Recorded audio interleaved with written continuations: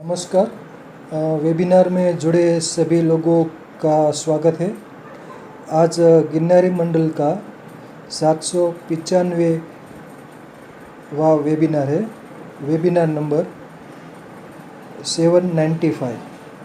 आज के वक्ता हैं अहमदाबाद से वैद्य श्री सुधेंदु त्रिपाठी साहब, जो आज जीवनचर्या, खान पान की आदतें और स्वास्थ्य विचार भाग 13 के अंतर्गत भोजन के बारे में वक्तव्य देंगे।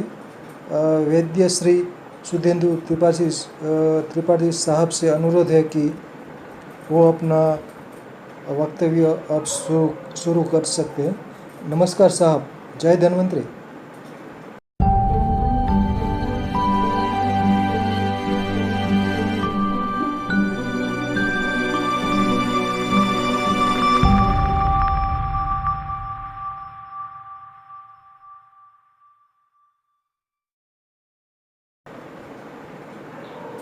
बहुत बहुत धन्यवाद सर। सभी को नमस्कार।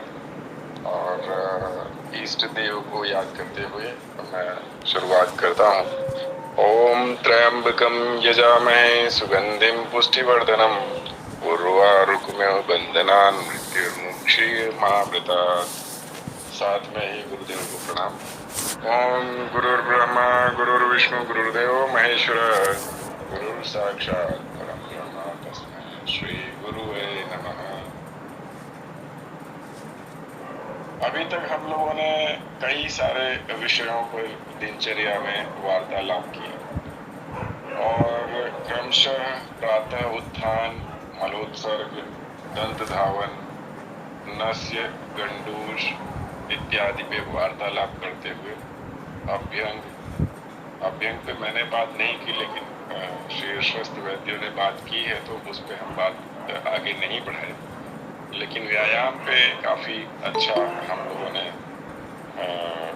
काफ़ी लंबे समय तक जो है वार्तालाप की और उसके विविध प्रकार, प्राणायाम से लेके योग से लेके आजकल के जो आधुनिक प्रकार हैं, एरोबिक्स, एनारोबिक्स और बाकी सारी चीज़ों पे वार्तालाप करते हुए हम लोग आगे बढ़े।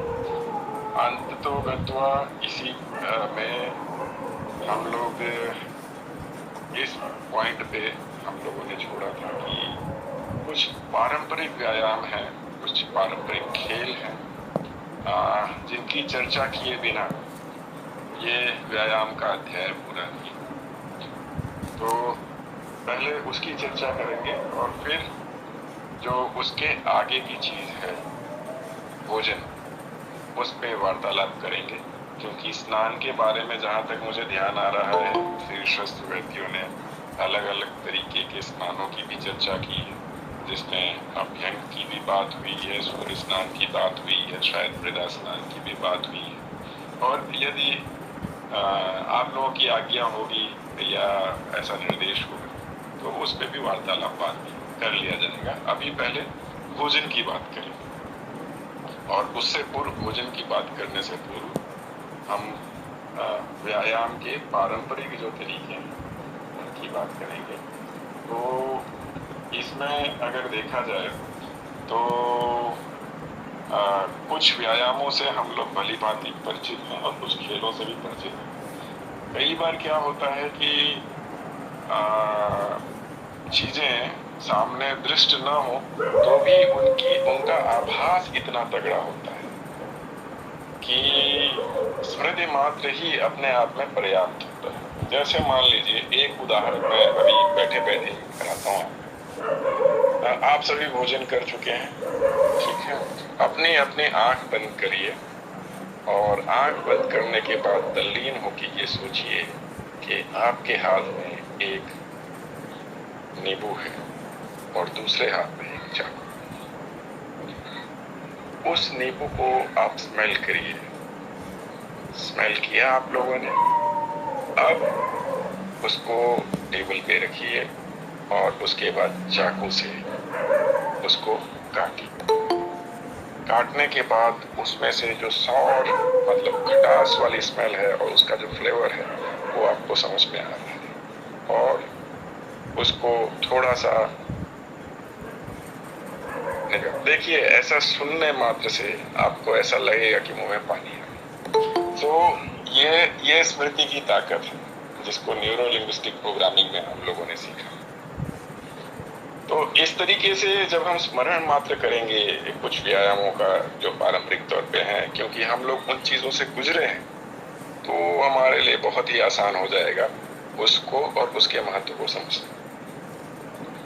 तो देशी तौर पे अगर देखा जाए तो आप लोगों ने ध्यान दिया होगा, हमारे जितने भी पहलवान हैं, पहलवान भाई बहन हैं, जो शरीर बनाने और मजबूत रखने की इच्छा रखते हैं,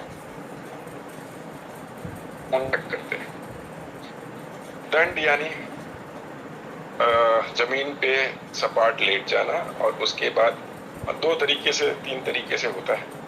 उसके बाद जो है थोड़ा सा अपने हाथों के बल ऊपर उठाना और एक लहर के साथ कमर को उठाना, फिर वापस उसी तरीके से दंडवत हो जाना, जिसको बोलते हैं दंड। उसी तरीके से बैठक होता है। बैठक में आदमी खड़ा रहता है और खड़े होके बैठता है, वापस खड़ा होता है, वापस बैठता है। ये दोनों 2 अलग अलग तरीके के व्यायाम हैं, जिसमें वो विशेष तौर पे हाथ, भुजाएं, कंधे, छाती और श्वसन क्रिया और पीठ की जो मांसपेशियां हैं और आपकी कमर और रीढ़ की हड्डी के लिए बहुत अच्छा व्यायाम। इसी तरीके से अगर बैठक की बात करें तो वो आपकी पैर की जो मांसपेशियां हैं, उसमें आपके पंजों से लेके आपकी पौली, घुटने, जंघा, पिंडलियां और कमर का जो प्रदेश है, पीठ का जो प्रदेश है, उन सब का आसन। तो इस तरीके से इसको किया जाता है। और पारंपरिक तौर पे जो भी पहलवानी करने वाले लोग थे, वो अपनी क्षमता अनुसार 10, 20, 50, 100, 500 इस तरीके से दंड बैठक मारा करते थे। इसके अलावा एक चीज होती है जिसको मुद्गल भांजना या फिर लोढ़ भांजना, या फिर अभी अगर देखेंगे तो कुछ कुछ जगहों पे गदा भांजना बोलते हैं। तो ये एक एक्चुअल में लकड़ी का पिलर टाइप का होता है या खम्भा टाइप का होता है, जो पहलवान उठाता है और उसके बाद उसको एक कंधे से दूसरी कंधे की तरफ सर को बचाते हुए घुमाता है। इसमें मूल तौर पे एक इस तरीके का जो खंभा होता है, स्तंभ होता है वो, या फिर दोनों साथ में 2 हाथों में लेके किया जाता है। बलाबल अनुसार इस खंभे का भार 5 किलो से लेके 50 किलो तक हो सकता है। 35-50 किलो के ऐसे स्तंभ मेरे घर पे एक गांव में स्वयं है, तो मैं इसका साक्षी रहा हूँ।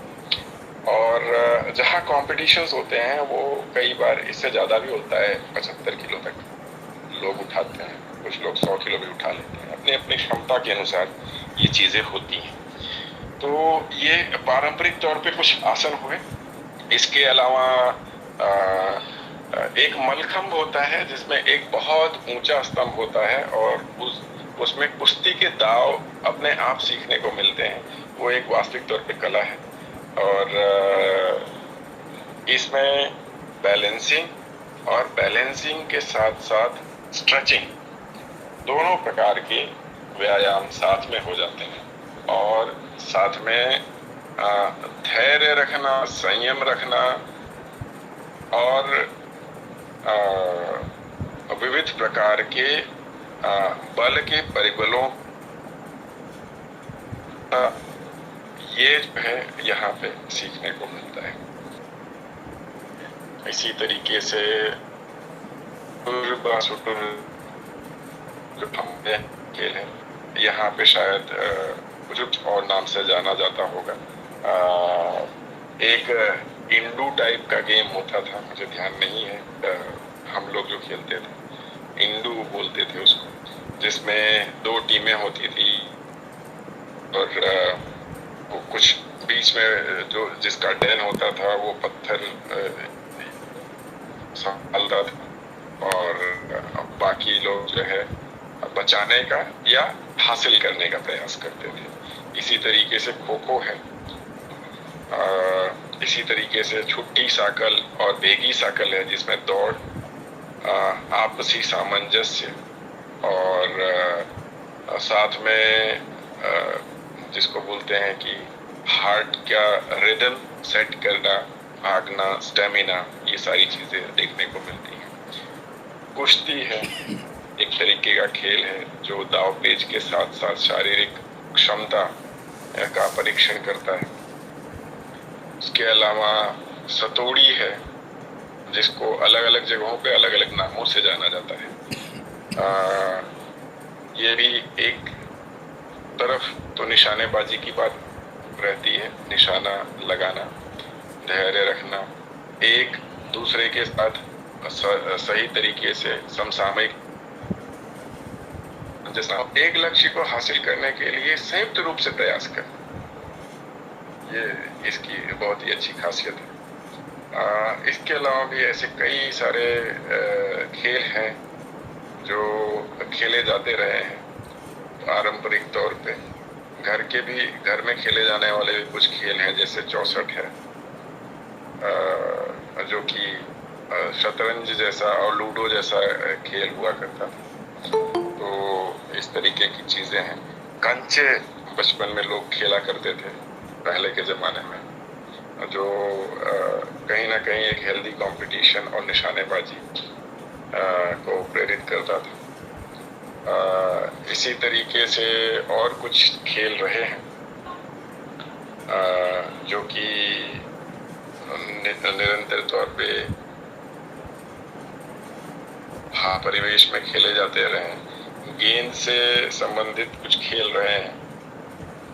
गेंद को संस्कृत में कंदुकम कहा जाता है और द्वापर युग में कृष्ण जी हुए उस समय जब कालिया नाग की बात आती है, वार्तालाप आता है, तो ये कहा जाता है कि वो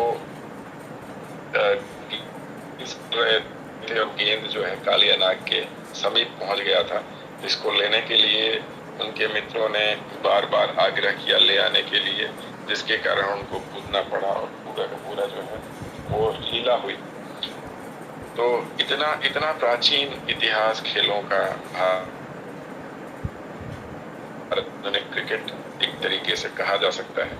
अलग अलग जगहों पे अलग अलग तरीके से खेल जो है प्रसिद्ध हुए और उपयोगिता और सानुकूलता के हिसाब से फिर उनका कई जगह एकीकरण हुआ, क्योंकि ये इससे गिल्ली डंडा क्रिकेट से काफी मिलता जुलता गेम था। इसलिए जब आधुनिक काल में अंग्रेज क्रिकेट लेके आए, अंग्रेज या फिर कहिए कि यूरोपीय तो जो भी आक्रांता थे, जिन्होंने भारत पे शासन किया कुछ समय तक, पूर्णतः तो नहीं किया, तदंतर अलग अलग स्थानों पे अलग अलग तरीके से रियासतों के साथ मिलकर किया। तो उस समय भी चूंकि ये चीजें काफी मिलती जुलती थी, तो साधारण तौर पे पूरे के पूरे भारतीय उपमहाद्वीप में इसको बड़ी आसानी से आलिंगित किया गया और अवचेतन में धारण किया, चाहे वो भारत हो, चाहे पाकिस्तान हो, चाहे बांग्लादेश हो, चाहे अफगानिस्तान हो, श्रीलंका हो। श्रीलंका को भी किसी समय में श्रीलंका भी भारत का एक निवेश हुआ करता था। तो ये सारा का सारा भारतीय उपमहाद्वीप बड़े ही चाव से इस खेल को खेलता है। इसी तरीके से हॉकी है, हॉकी भी एक तरीके का जो है उससे मिलता जुलता ही प्रारूप है। तो फुटबॉल है, वो भी काफी जो है लोकप्रिय गेम है, खेल है। तो ये सब चीजें बहुत ही उपयोगी हैं। इसके साथ साथ कुछ नृत्यों की भी बात हुई थी, साइकिलिंग वाइकलिंग वो वो सब तो ठीक है, लेकिन उसके साथ साथ कुछ नृत्यों की बात हुई थी, जिम की बात हुई थी। तो जितने भी आसन हैं जो जिम में किए जाते हैं, ऐसा नहीं है कि विभिन्न साधनों संसाधनों की जब तक आपूर्ति ना हो तब तक कोई आसन या चीजें नहीं की जा सकती। डंबल्स की जगह पे आप छोटे छोटे पत्थर घर में उपलब्ध बोतलें, पानी की बोतलों को भर लीजिए, उनका प्रयोग कर सकते हैं, या पत्थरों का, ईंटों का प्रयोग कर सकते हैं। भारतीय परंपरा हमेशा कम से कम साधनों से अधिक प्राप्त करने पे जोर देती रही। हमारा आयुर्वेद विज्ञान स्वयं में इस चीज का सबसे बड़ा शोधक और साक्षी दोनों रहे। तो इस तरीके से ये जितनी भी चीजें हैं भारतीय परंपरा में, वो कम से कम साधनों में अधिक से अधिक प्राप्त करने की कोशिश करती हैं। नृत्य के बारे में जो बात हुई थी, जुम्बा डांस और बाकी सारी चीजें, तो ऐसा नहीं है कि जुम्बा डांस से ही या अभी जो आधुनिक तौर पे अलग अलग नृत्यों की परंपराएं हैं या कलाएं हैं, उनसे ही केवल जो है मनोरंजन होता है और साथ में व्यायाम होता है। भारतीय पारंपरिक जो नृत्य हैं अलग अलग स्थानों के अलग अलग, जैसे मान लीजिए उत्तर भारत में उत्तर प्रदेश, मध्य प्रदेश आदि स्थानों पे कथक का प्रचलन है। गुजरात में यदि कहा जाए तो गरबा का प्रचलन है। राजस्थान में घूमर का प्रचलन है। पंजाब हरियाणा में गिद्दा और भांगड़ा का प्रचलन है। उसके अलावा अन्य अन्य स्थानों पे भरतनाट्यम है दक्षिण भारत में, तमिलनाडु का कुचिपुड़ी है केरला का, उसी तरीके से कर्नाटक म्यूजिक भी है, डांस भी है, कथकली है, कुचिपुड़ी हो गया, ओके। और इस तरीके से अलग अलग तरीके के नृत्य हैं जो अलग अलग जगहों पे, वो भी कहीं ना कहीं उसी तरीके से हमारे व्यायाम को करने में मदद करते हैं और साथ में हमें आनंद भी देते हैं। तो जहाँ पे मन रमता है तो वहाँ पे जो है स्वाभाविक तौर पे वो आनंद प्रद तो होता ही है, साथ में जैसे मान लीजिए कोई चीज आपको ज्यादा जचती हो तो आप ज्यादा उसका चयापचय कर सकते हैं, भोजन कर सकते हैं, उसी तरीके से उसका अभ्यास भी कर सकते हैं। तो ये सारी चीजें हैं जो हमारे लिए लाभप्रद हैं। एक बार आप लोगों को ध्यान दिलाया, हालांकि ये सारी की सारी चीजें अच्छी तरीके से सभी को विदित है। अब इसके बाद बात करते हैं भोजन की। अब बात करते हैं भोजन की। तो भोजन जो है उसकी परिभाषा पे जाते हैं। भोज्य का अर्थ है खाने योग्य पदार्थ या भोजन। यह एक संज्ञा है जो किसी भी खाने योग्य पदार्थ को संदर्भित कर सकती है, जैसे कि अनाज, फल, सब्जियां, मांस या दूध।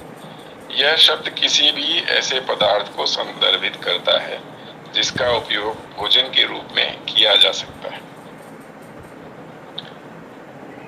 अन्नम ब्रह्म रसम विष्णु भोक्ता देवो जनार्दनम एवं ध्यातव्य तथा ज्ञातव्य अन्न दोषो न लिप्यते।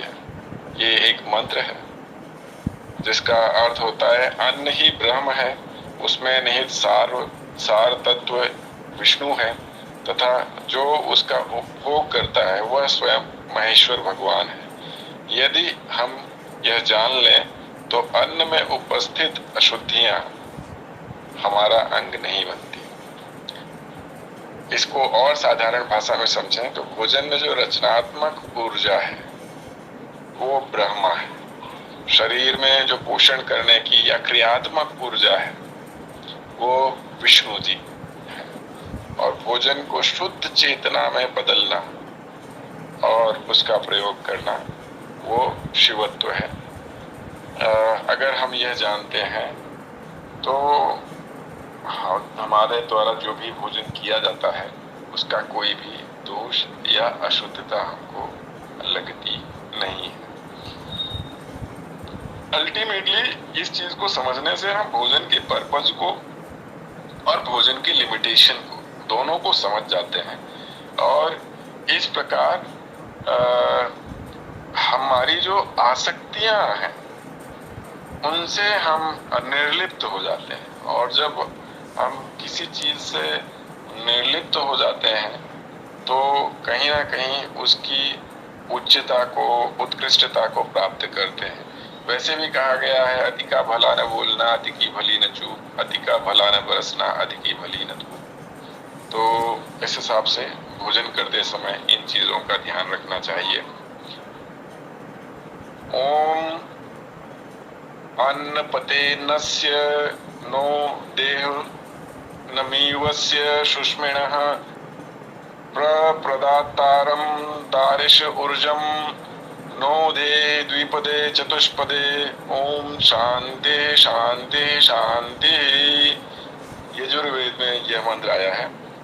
हे अन्न प्रदान करने वाले परमपिता परमात्मा, हमें कीट आदि से रहित स्वास्थ्यवर्धक, बलवर्धक, तेजवर्धक अन्न के भंडार को प्रदान करें। हे अन्नपते, अन्न का दान देने वाले और किसान आदि दुखों से परे हो जाए तथा बाकी सभी दो पायों चौपायों जीवों को भी अन्न रूप में ऊर्जा प्रदान करें। तो अन्न की शुद्धता के बारे में और उसके गुणों के वृद्धि के बारे में भगवान से प्रार्थना की है, और उनको देने वाले और उसमें सहायक जितने भी पशु पक्षी हैं उनकी भी अभिवृद्धि हो, ऐसी कामना करते हैं। ओम सहनावतु सहनो भुनक्तु सह वीर्यं कर्वावहै तेजस्विनावधीतमस्तु मा विद्विषावहै। ओम शांति शांति शांति। कठोपनिषद में यह मंत्र आया है। हे ईश्वर, हम शिष्य और गुरु दोनों की ही आप साथ साथ रक्षा करें। हम दोनों को ही साथ साथ विद्या फल का भोग कराएं। हम दोनों एक साथ अदम्य ऊर्जा के साथ कार्यों को संपादित करें। हम दोनों का विद्याध्ययन तेज से भरा हो तथा हम दोनों परस्पर कभी द्वेष न करें। उक्त तरह की भावना रखने वाले का मन निर्मल रहता है। यह हमारे सामाजिक पारिवारिक उद्देश्य को भी द्योतित करता है कि जो भी साथ में भोजन कर रहे हैं, ईश्वर गुरु शिष्य हो, अच्छी बात है, गुरु शिष्य ना हो तो भी कहीं ना कहीं कोई बड़ा कोई छोटा, कोई सहपाठी, कोई कुल का व्यक्ति, कोई समाज का व्यक्ति होता है। तो जो भी भोजन कर रहे हैं उन सब की अभिवृद्धि साथ में हो, उन सब का कल्याण, उन सब का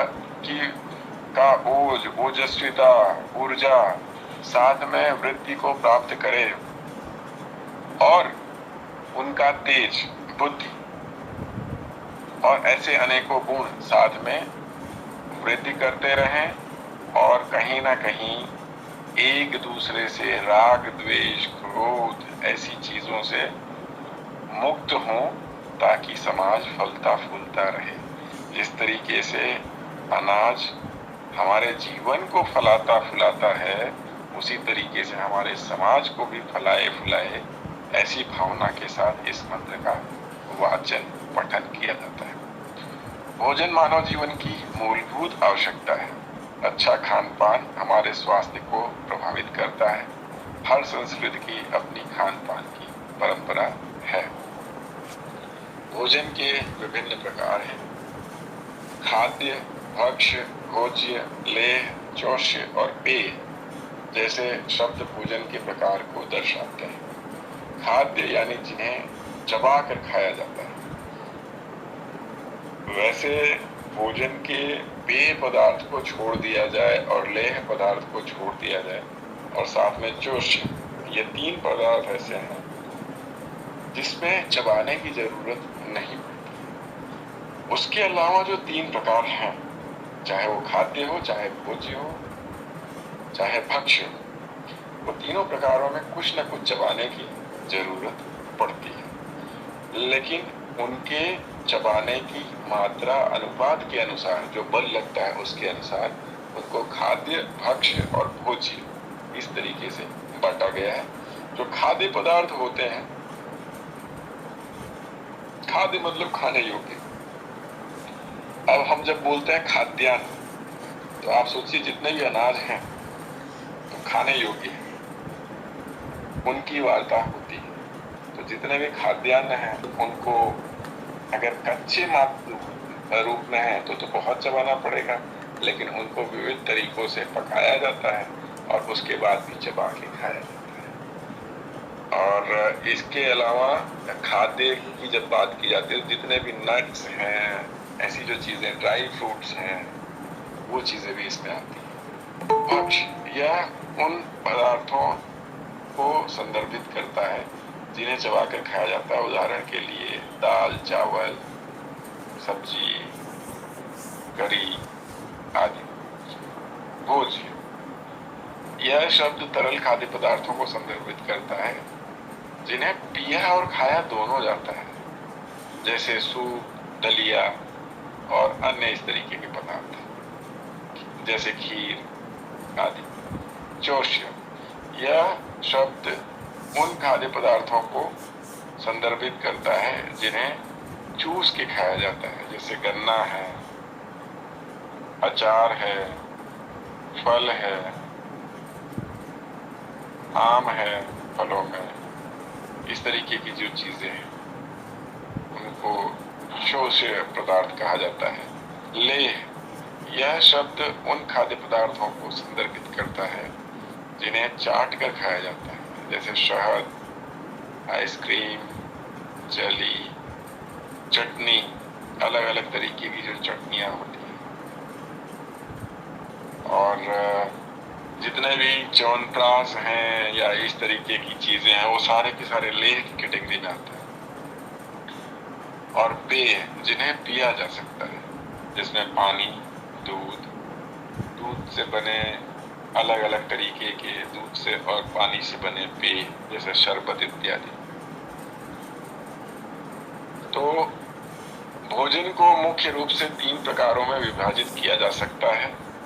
अब अभी तक जो भोजन है अलग अलग तरीके से अलग अलग प्रकारों में विभाजित किया जाता रहा है। तो अब उसकी सात्विकता के अनुसार उसको 3 प्रकारों में विभाजित किया जा सकता है, जिसको सात्विक, राजसिक और तामसिक, ये उसके गुण हैं। आयुर्वेद के अनुसार ये तीनों प्रकार के भोजन हमारे शरीर और मन पर अलग अलग प्रभाव डालते हैं। सात्विक भोजन यह हल्का, स्वादिष्ट और शुद्ध होता है, जो शरीर और मन को शांत और सकारात्मक ऊर्जा प्रदान करता है। इसमें फल, सब्जियां, दूध, दही और सादा भोजन शामिल है। राजसिक भोजन यह भोजन तीव्र, उत्तेजक और तीखा होता है, मसालेदार होता है, जो शरीर और मन को बेचैन और सक्रिय बनाता है। इसमें नमक, तेल, मिर्च युक्त भोजन शामिल होता है।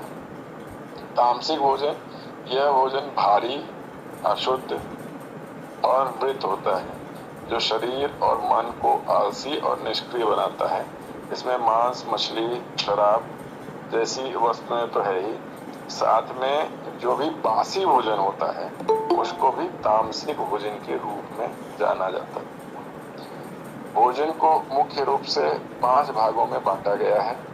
अब यह जो है ये साइंटिफिक प्रकार से या अभी का जो आधुनिक युग है उसमें किस तरीके से देखा जाता है, उन 5 प्रकारों की बात कर रहे हैं। तो इसमें कार्बोहाइड्रेट, वसा, प्रोटीन, विटामिन और खनिज लवण इस प्रकार से 5 भागों में बांट देते हैं। इसमें कार्बोहाइड्रेट ये ऊर्जा का मुख्य स्रोत है, जो हमें शारीरिक गतिविधियों के लिए आवश्यक ऊर्जा प्रदान करते हैं। वसा ये भी ऊर्जा का एक महत्वपूर्ण स्रोत है और शरीर को ऊर्जा प्रदान करने के अलावा विटामिन के अवशोषण में भी मदद करता है। प्रोटीन ये शरीर के ऊतकों और मांसपेशियों के निर्माण और मरम्मत के लिए आवश्यक है। विटामिन, ये शरीर के विभिन्न कार्यों को नियंत्रित करने और स्वस्थ रहने के लिए आवश्यक सूक्ष्म पोषक तत्व है। खनिज लवण, ये भी शरीर के विभिन्न कार्यों के लिए आवश्यक सूक्ष्म पोषक तत्व हैं, जैसे कि हड्डियों, दांतों को मजबूत रखना, बालों का पोषण और विकास और उनकी मजबूती, ऐसी बहुत सारी चीजें। खाने में होने चाहिए सभी रस। जो रस है विविध प्रकार के खाने में, वो इस प्रकार से हैं: मधुर, लवण, अम्ल, कटु, तिक्त और कषाय। शरीर की प्रकृति के अनुसार ही भोजन होना चाहिए, इससे शरीर में पोषक तत्वों का असंतुलन नहीं होता। इसके अलावा शाकाहारी, मांसाहारी, इस तरीके से भी भोजन का विभाजन किया गया है, जिसको शाकाहारी, मांसाहारी और सात्विक भोजन के रूप में जाना जाता है। शाकाहार की अगर परिभाषा दी जाए तो इसकी अलग अलग अवधारणाएं हैं। इन अवधारणाओं में अलग अलग विभाजन मिलता है। कुछ लोग जो है सर्वाहारी होते हैं, जो सब कुछ खाते हैं। कुछ लोग केवल मांसाहारी होते हैं, जो केवल मांस का सेवन करते हैं। कुछ लोग ऐसे होते हैं जो अंडे का केवल सेवन करते हैं और उसको शाकाहार में गिनते हैं। कुछ लोग अंडे का सेवन तो नहीं करते, लेकिन दूध का सेवन करते हैं और उतने तक को शाकाहार मानते हैं। कुछ लोग दूध को भी मांस स्वरूप गिनते हैं और उसको भी छोड़ के उसके अलावा जो चीजें बचती हैं उनको शाकाहार मानते हैं। उसके अलावा कुछ लोग ऐसे भी हैं जो केवल फल और कंदमूल को ही शाकाहार मानते हैं।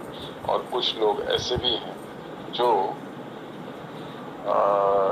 कंदमूल में भी विभाजन करते हैं और जो जमीन से नीचे के कंदमूल हैं उनको भी त्याज्य गिनते हैं।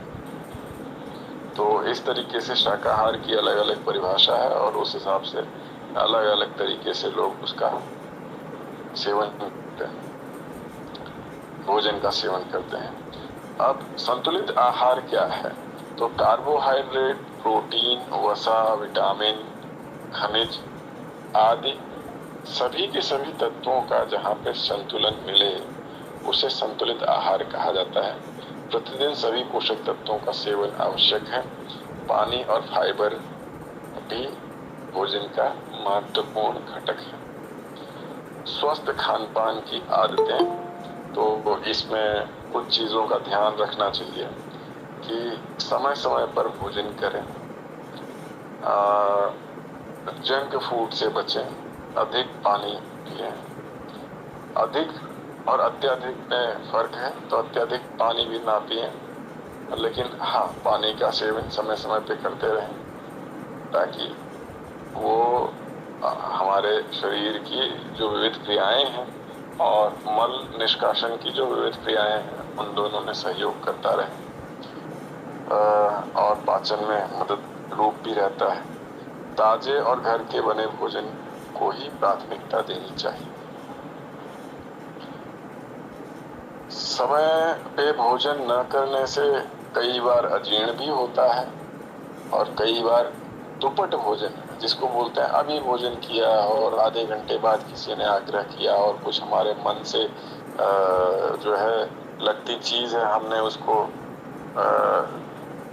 और ज्यादा रुचि से खा लिया। तो ऐसा भोजन जो है जिसको बोलते हैं ना, जैसे मान लीजिए आपने आग जलाई है और आग धीरे धीरे जल रही है, अभी जलना शुरू ही हुई है और आपने उसके ऊपर, भले वो ज्वलनशील पदार्थ है, मान लीजिए लकड़ी रख दिया, भूसा रख दिया, लेकिन इतना ज्यादा रख दिया कि उसको जो है ऑक्सीजन नहीं मिल रहा है, तो क्या होगा?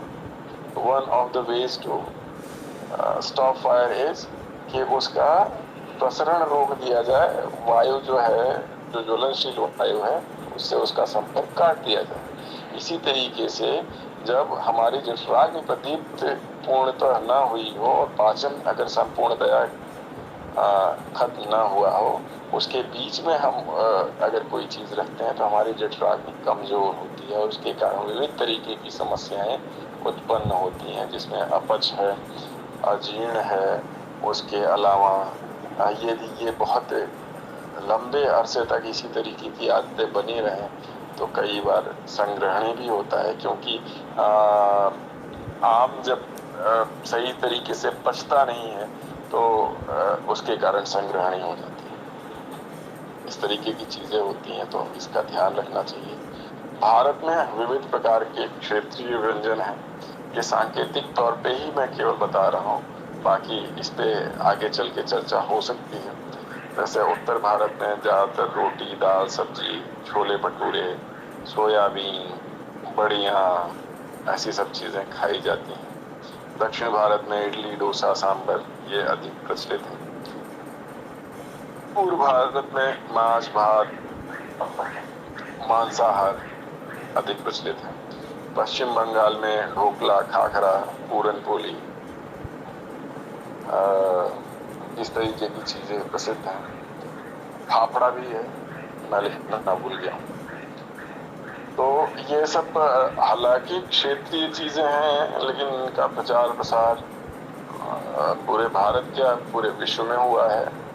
जो लोग भारत में एक आते हैं और विविध प्रकार के भोजन करते हैं तो अपने यहाँ भी उन चीजों को खोजते हैं। इसीलिए आज भारतीय ऑलमोस्ट सभी महाद्वीपों में व्याप्त हैं और उनकी जो भोजन की अभिरुचियां हैं उसका सम्मान करते हुए कहीं ना कहीं कोई न कोई व्यवस्था अवश्य रहे।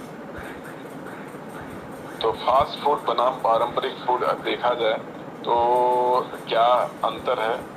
तो फास्ट फूड जल्दी से तैयार होता है, पारंपरिक भोजन में समय लगता है, लेकिन उसकी पौष्टिकता जो है वो विद्यमान रहती है।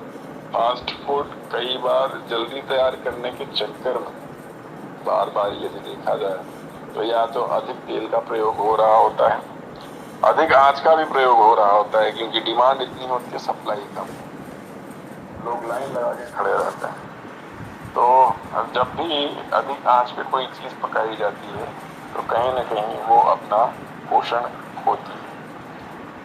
अधिक तेल, चीनी, नमक आदि का प्रयोग होता है, जबकि संतुलित पोषण का प्रयोग किया जाता है पारंपरिक भोजन में।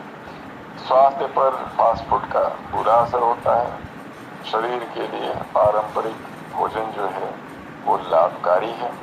हमारे जो भी पारंपरिक भोजन है उसमें से 90% भोजन वो सात्विक और राजसिक आहार की कैटेगरी में आते हैं। कुछ एक भोजन ही ऐसे हैं 10% जो कि तामसिक आहार में आते हैं और वो आवश्यकता और स्थिति के अनुसार, कर्म के अनुसार और अभिरुचि के अनुसार, जलवायु और काल स्थिति के अनुसार लोग उस तरीके के भोजन करते हैं।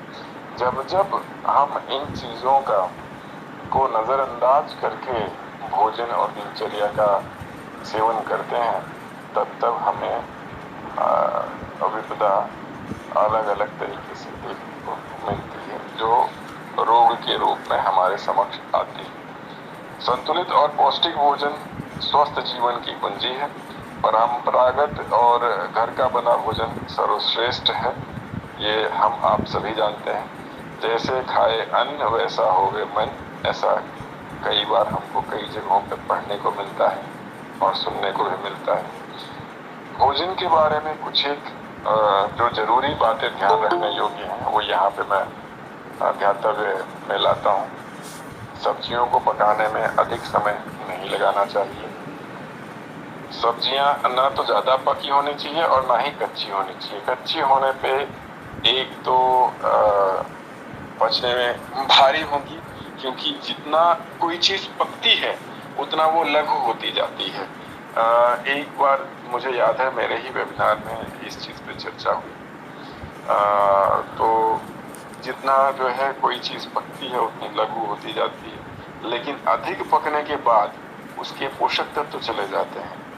तो दोनों चीजों का ध्यान रखना है। इसके अलावा यदि कच्ची रह जाती है सब्जी तो कई बार उसमें युक्त विविध प्रकार के जीव जो हो सकते हैं या बैक्टीरिया वो यदि सही तरीके से विनष्ट ना हो तो वो भी हमारे लिए हानिकारक हो सकते हैं। तो इसलिए उसका सही तरीके से पकना भी आवश्यक है। चीनी की जगह शहद या गुड़ का प्रयोग करना चाहिए। मैदे की जगह चोकर युक्त आटा और दलिया खाना ज्यादा श्रेयस्कर है। अदरक का एक छोटा सा टुकड़ा हाथ के अंगूठे के नाखून के तीसरे के हिस्से के बराबर लें, उसे तवे पर भून लें। इस टुकड़े के ठंडा होने के बाद इस पर थोड़ा सा सेंधा नमक लगाएं और अब इस टुकड़े को खाना खाने से करीब 5 मिनट पहले खा लें। इससे भूख बढ़ती है और पाचन सही रहता है। ये स्वयं प्रयुक्त किया हुआ एक उपाय है। जब आपका पाचन कमजोर हो या भोजन में रुचि ना आती हो तो ये तो पकाने की बात की गई है। इसके अलावा बहुत ही साधारण तरीके से आप जो है छोटे छोटे कुछ एक स्लाइसेस कर लीजिए अदरक के और उसमें सेंधा नमक या फिर सामान्य नमक भी लगा के लपेट के रख लीजिए। जब भोजन के आप शुरुआती 2-3 गौर उठाते हैं उस समय आप इसको खाइए और उसके बाद भोजन करिए। आप देखिए आपकी जठराग्नि कैसे प्रदीप्त होती है। अदरक का गुण ही है दीपन पाचन का, तो ये बहुत श्रेयस्कर है। और मान लीजिए भोजन की अरुचि हो, वमन जैसी स्थिति लगती हो, ये सारी की सारी जो व्याधियां हैं वो दूर हो जाती है। भूख भी साफ लगती है और पाचन भी बड़ी आसानी से हो जाता है। जंक फूड में सोडियम, ट्रांसफैट और शर्करा की भरमार होती है, इसलिए इन्हें खाने से परहेज करना चाहिए। मार्केट में मिलने वाले सॉफ्ट ड्रिंक्स से भी दूरी बनाकर रखना चाहिए। खाना हमेशा ताजा और गर्म होना चाहिए, यह पाचन के लिए बेहतर होता है। आयुर्वेद में बताया गया है कि खाना हमेशा भूख का आधा खाना चाहिए, इससे वह आसानी से पच जाता है और शरीर में जरूरी पोषक तत्व अच्छे से घुल भी जाते हैं। कुछ एक जो खाने से संबंधित श्लोक या कहावतें हैं आयुर्वेद में, संस्कृत में, वो इस तरीके से उष्णम भुंजिता यानी ताजा तैयार भोजन खाएं, स्निग्धम भुंजिता स्वादिष्ट भोजन करें। स्निग्ध यानी कि जिसमें वसा हो, जो सुस्वादु और भारी चीजें उनका भी प्रयोग करना चाहिए। मातृवत भुंजिता मध्यम मात्रा में खाएं। जीर्णे सति एव भुंजिता पिछले भोजन के उचित पाचन के बाद ही भोजन करें।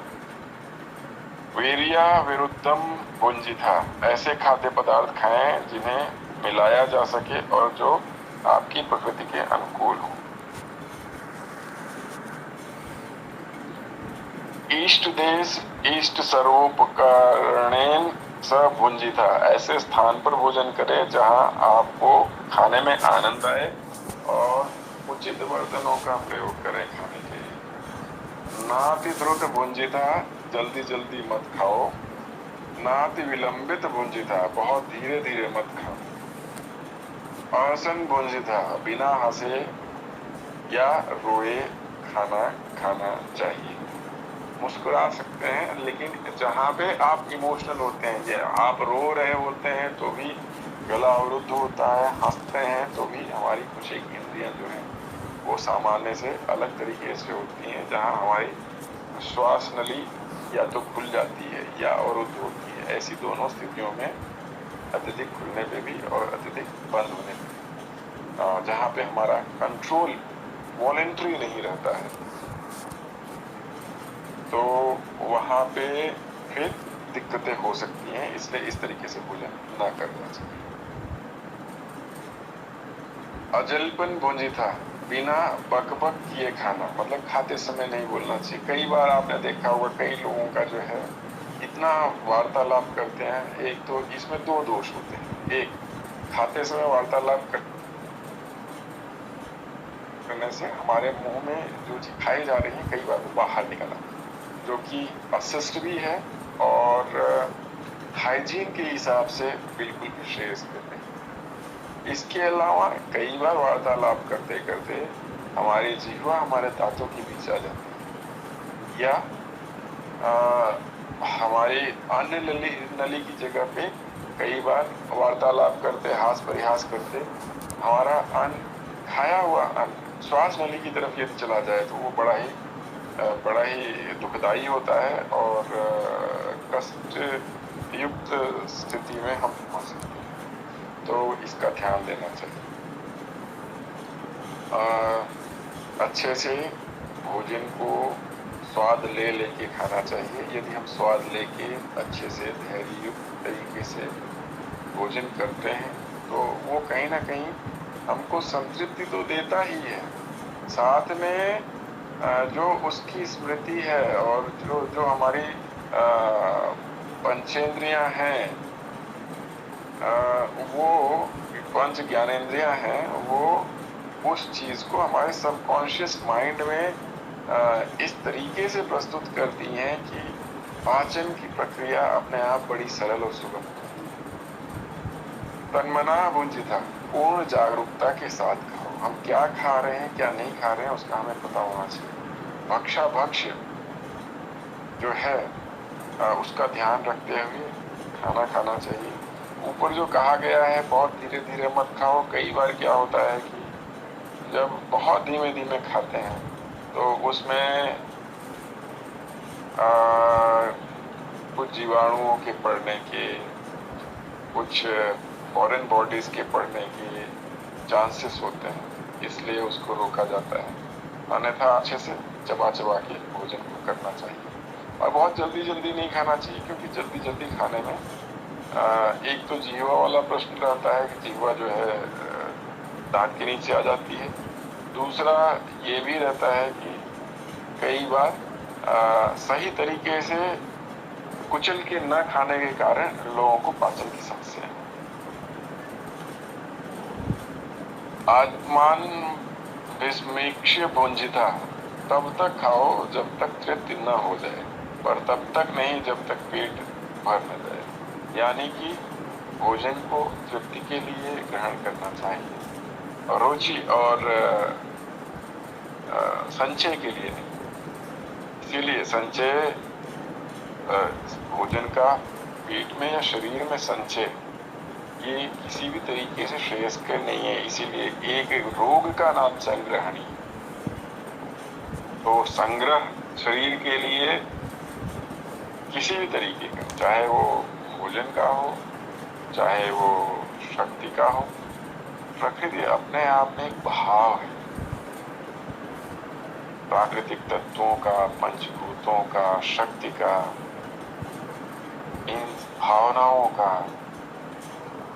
भंगिमाओं का, इन सब का एक स्वतः स्फूर्त भाव, इसको अविरल बहते देना चाहिए। यदि हम इसको अविरल बहते देते हैं तो कहीं ना कहीं जीवन की निरंतरता, जीवन की सार्थकता और साथ में जीवन की परिपूर्णता, ये तीनों चीजें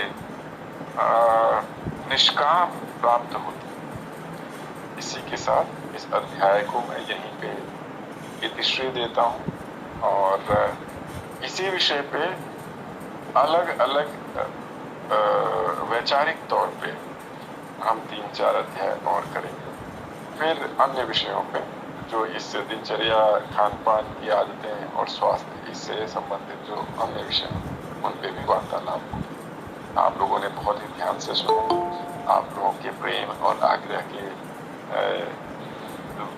जो मैं बधा हूँ वो मुझे स्वयं आनंद स्वरूप लगता है।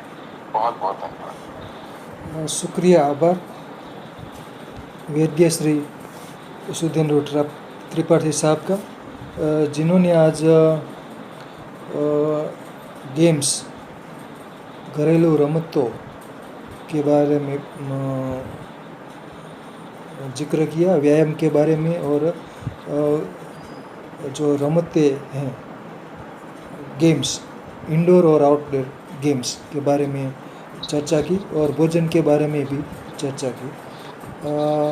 वैद्य श्री विनोद भाई ठक्कर साहब से अनुरोध है कि 2 शब्द कहें। ठक्कर साहब। नमस्कार, जय धन्वंतरी।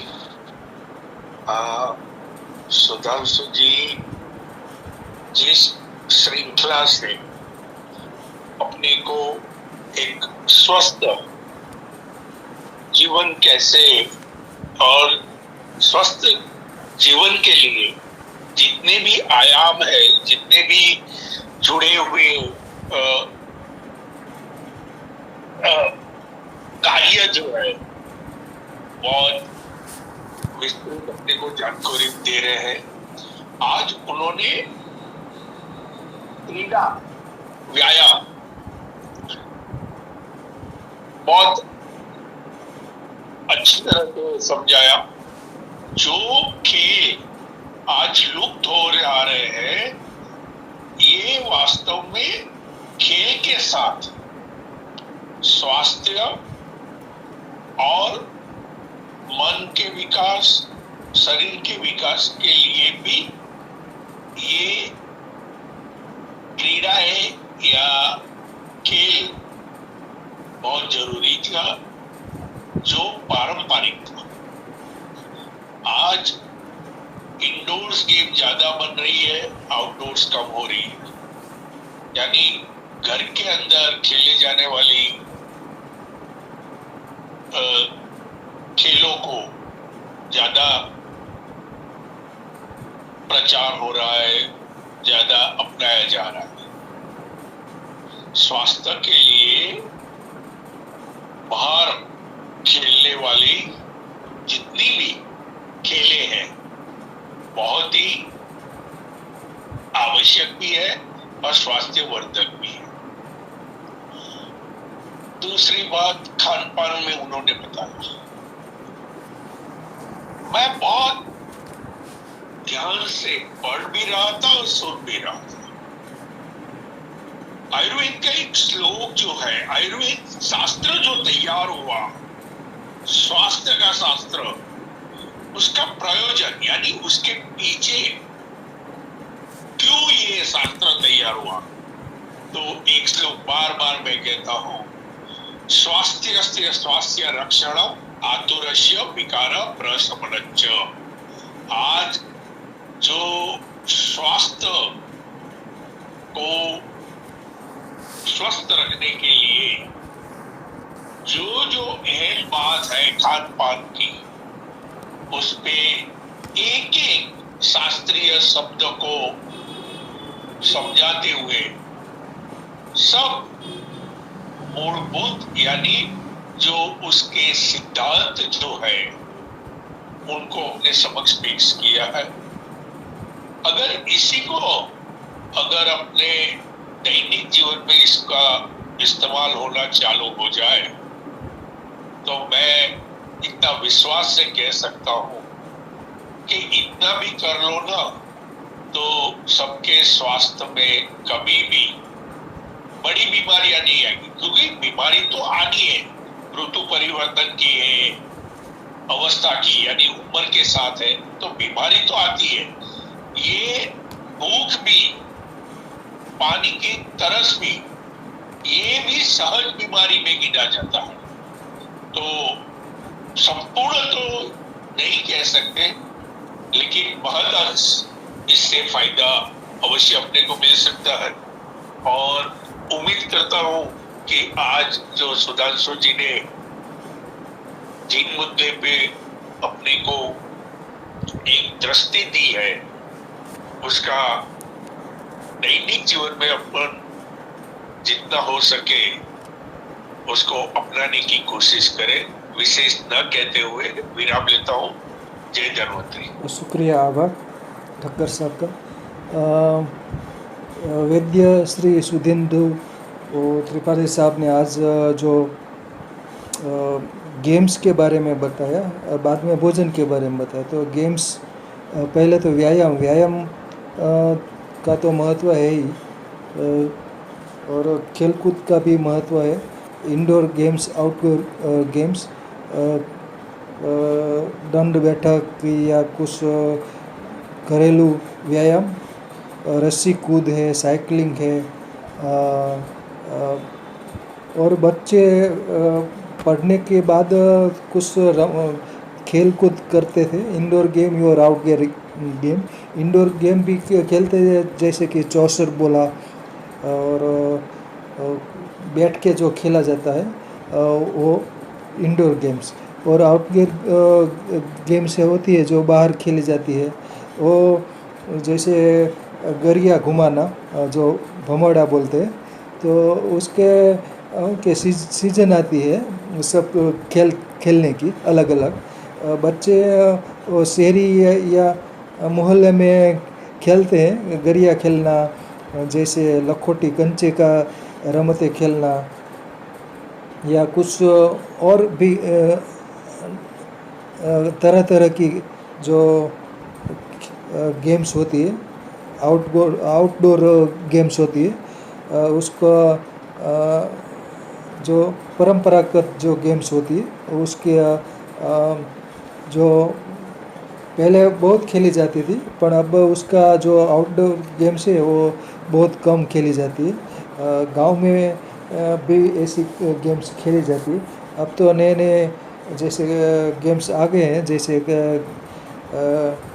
क्रिकेट या दूसरे गेम्स खेलते हैं।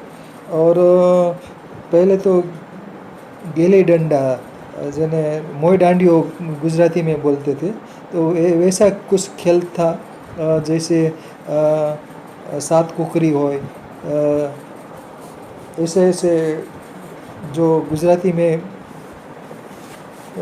या प्रांत वाइज ऐसे ऐसे जो गेम्स होते वो सीजनल होता था, एक के बाद अलग अलग सीजन आती थी। और वैकेशन में जो होता है वो खेत में जाके कुछ रमते खेलते थे, जैसे हाइड एंड सीक और दूसरे भी तरह तरह के जो गेम्स होते वो खेलते थे। खेत में जाके जैसे कि वृक्ष पर चढ़ना उतरना, ऐसा तरह तरह की जो गेम्स होती है, जैसे कि नदी में तैरना सीखना, ऐसे ऐसे कुछ बहुत सारी जो हुनर वाली गेम्स होती है वो गेम्स खेली जाती थी। और भोजन के बारे में तो आयुर्वेद में बहुत जिक्र किया हुआ है, क्योंकि आहार ही औषध है, ऐसा मान के भोजन को बहुत अच्छी तरह से कैसा भोजन करना चाहिए, कौन सा भोजन करना चाहिए, और ऋतु के हिसाब से कौन सा भोजन करना चाहिए कौन सा भोजन नहीं करना चाहिए, तो ऋतु के अनुसार आहार का सेवन करना चाहिए ऐसा। तो आहार के बारे में, भोजन के बारे में आयुर्वेद में विस्तृत जानकारी दी गई है। तो आज जीवनचर्या, खानपान की आदतें और स्वास्थ्य विचार भाग 13 में व्यायाम और भोजन के बारे में बहुत बढ़िया जानकारी दी वैद्य श्री सुधींद्र त्रिपाठी साहब ने। और बहुत बहुत धन्यवाद, शुक्रिया, आभार। सरस सरस।